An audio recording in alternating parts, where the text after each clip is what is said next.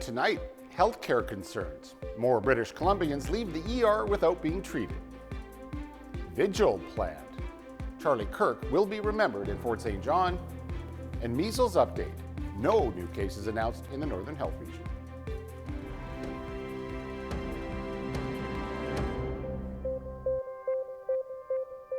Thank you for joining us. We begin tonight with yet another sign of the crisis in BC's healthcare system. A new report shows nearly 143,000 British Columbians left a hospital emergency room without treatment over the last year due to wait times. The figures were compiled by a right-of-center think tank, the Montreal Economic Institute. Now, out of almost 2.6 million emergency room visits across BC in 2024, about 5.5% of patients left before they were treated. BC's rate is lower than the Canadian average at 7.8%. We have reported that in Northern Health, 1.9% of patients who visited the ER left without seeing a healthcare worker in the fiscal year of 2024-2025. That's 4,500 visits out of more than 263,000. Now, PEI saw more than 14% of emergency room visitors leave untreated, followed by Manitoba and New Brunswick. The report warns that patients who face delays in treatment or avoid it often end up suffering from worsening conditions, leading to more complex consequences. The BC Centre for Disease Control is reporting no new cases of the measles across British Columbia in today's update, and it's the first time since August the 21st an update comes with no additional cases. The BC CDC saying no active cases remain across the province either. It says no measles-related deaths have been reported in 2025.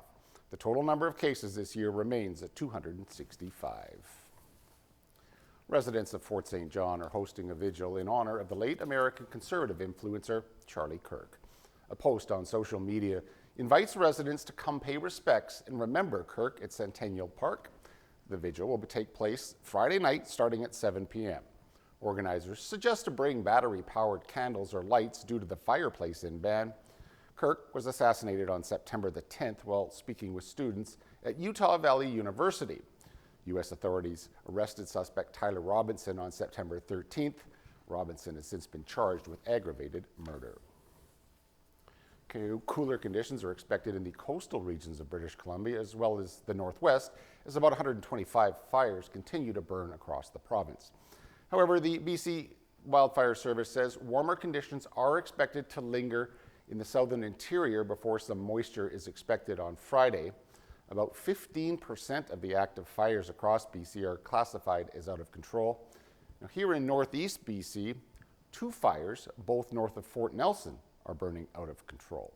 The service says though summer is coming to a close in a few days, open fire bans remain in effect across several regions of British Columbia. They say that fire activity is expected to continue well into the fall. Residents are being asked to check with local governments before lighting a fire. Canada Post says it's sending new offers to the Canadian Union of Postal Workers. It's all in an effort to move negotiations forward. The move comes after the Postal Workers Union lifted their overtime ban. They've since shifted to refusing to deliver commercial flyers in their own bid to drive Canada Post back to the bargaining table earlier this week. Canada Post says the decision has impacted thousands of Canadian businesses that reach their customers with information and offers through the mail. The union, meanwhile, has called on the Crown Corporation's management to stop playing games and mismanaging this important federal service. The union representing flight attendants at WestJet says it's given the airline notice to begin contract talks. The current contract between the two sides expires on December the 31st. The union is seeking compensation for what it says is unpaid work that flight attendants do during, before, and after flights. WestJet has confirmed it's received notice from the union. The airline says it is looking forward to reaching an agreement. Earlier this month, Air Canada's flight attendants rejected their employer's latest offer after striking over similar concerns. The federal government's probe into unpaid work in Canada airline sector is expected to wrap up by early December. Premier David Eby is in Ottawa lobbying the federal government for more investment in major infrastructure projects in British Columbia. He's also doubled down on his criticism on the temporary foreign worker program.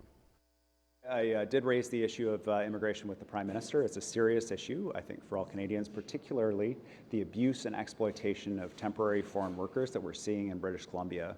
We're seeing the sale of the certificates that allow employers to hire temporary foreign workers without any apparent oversight. We're seeing temporary foreign workers tied to particular employers that make allegations of various kinds of abuse, that they have to split their wages with other workers. We've had MLAs hear individual stories of allegations of sexual and physical abuse. These are serious issues that need to be addressed. The program is not working for anyone, and I'm very hopeful that the Prime Minister heard me on this. He's taken some significant steps already to address some of these challenges, but there's a lot more to do. The Premier started his two-day trip yesterday with a meeting with Prime Minister Carney to discuss priorities for BC's economic growth. AB says while 40% of the announced nation-building projects are located in our province, he's looking to discuss other projects that should be considered for the next round of funding. The BC projects include liquefied natural gas expansion project and the expansion of the Red Chris mine. And Prime Minister Carney is in Mexico tonight. He's hoping to strengthen the bilateral relationship between the two countries in light of Donald Trump's punishing tariffs. It's also a fence-mending visit after remarks from several premiers angered the Mexicans. CTV's Judy Trin is in Mexico with what's at stake and what's on the table. Prime Minister Mark Carney is using this bilateral meeting with President Claudia Sheinbaum to reset a relationship that had been previously sidelined. Today, the two signed a comprehensive strategic partnership.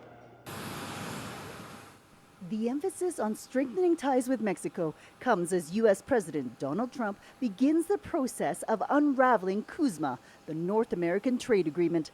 Last year, Canada did $56 billion of trade with Mexico, and Carney wants to boost that number. The Prime Minister is meeting with President Sheinbaum one-on-one. The leaders will discuss more cooperation to combat the trafficking of drugs, guns, and people. But the focus will be on building up their economies.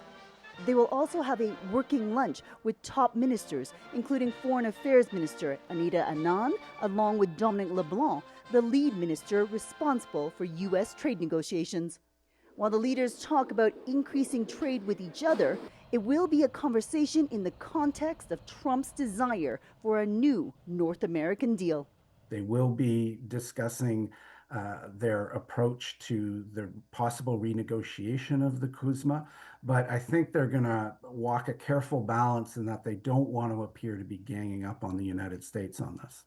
After their 4-hour meeting wraps up, the Prime Minister will hold a reception for Canadian business leaders who want to expand into Mexico. Judy Trin, CTV News, Mexico City. Canada will miss its targets on reducing greenhouse gas emission. That according to new research from the Canadian Climate Institute. The group's early estimates for 2024 show Canada's emissions are down 8.5% from 2005 levels. That is virtually unchanged from the year before. Canada's goal is a reduction of 40 to 45% by the year 2030, but the new findings show the country is on pace for a reduction of only about 20 to 25% by 2030. Donald Trump is heading home after the United Kingdom unleashed a 2-day charm offensive. First, he got the royal treatment from King Charles, and then today, a meeting with Prime Minister Keir Starmer, who gushed over the U.S. president after the men talked about trade, Gaza, and Ukraine. Joy Melvin has more from England.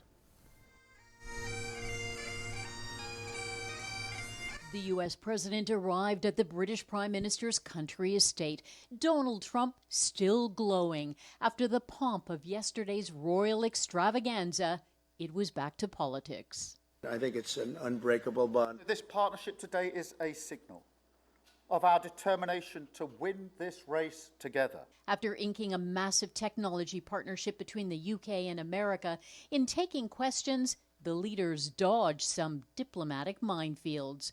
Asked about Britain's plan to recognize a Palestinian state, Trump simply said, I have a disagreement with the Prime Minister on that score.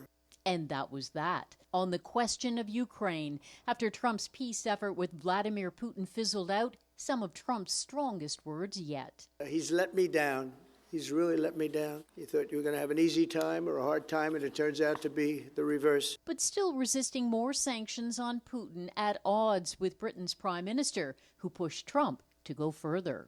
Putin has shown his true face, mounting the biggest attacks since the invasion began. And one of the thorniest questions about convicted pedophile Jeffrey Epstein haunting the president even here.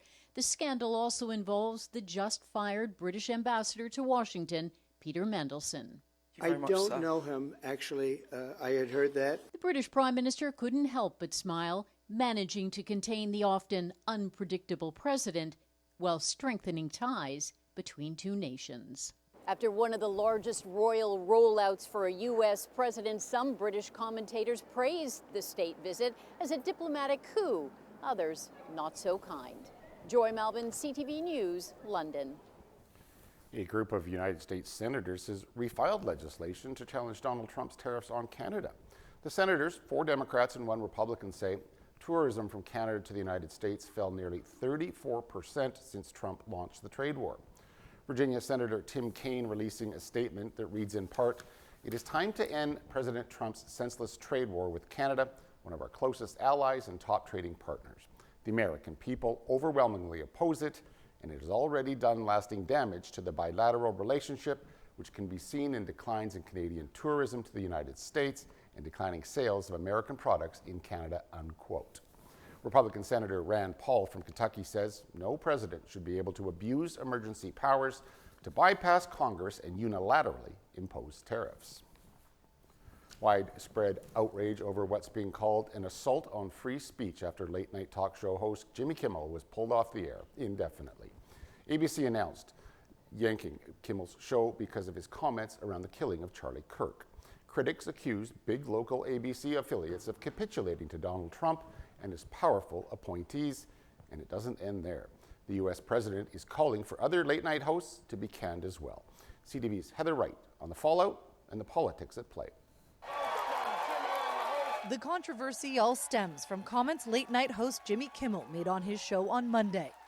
We hit some new lows over the weekend with the MAGA gang desperately trying to characterize this kid who murdered Charlie Kirk as anything other than one of them and doing everything they can to score political points from it.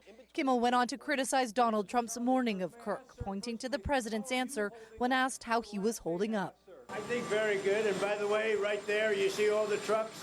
They've just started construction of the new ballroom for the White House. Kimmel's comments were slammed by many on the right, including the chair of the Federal Communications Commission, who issued an unsubtle threat to ABC and its affiliates, implying broadcast licenses could be at risk if they did not take action against Kimmel. Nexstar, an ABC affiliate that is trying to merge with another group and will need FCC approval, was the first to yank Kimmel. ABC followed suit shortly after.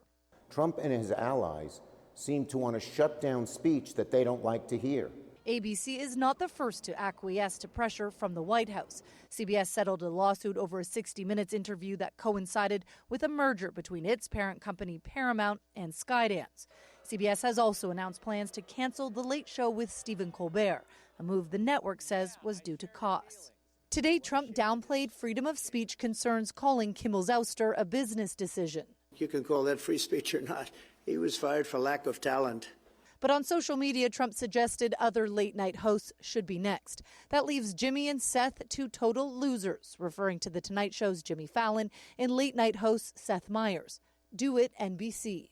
In Ottawa, the Bloc Québécois leader declined to directly weigh in on the controversy, but paraphrased the philosopher Voltaire.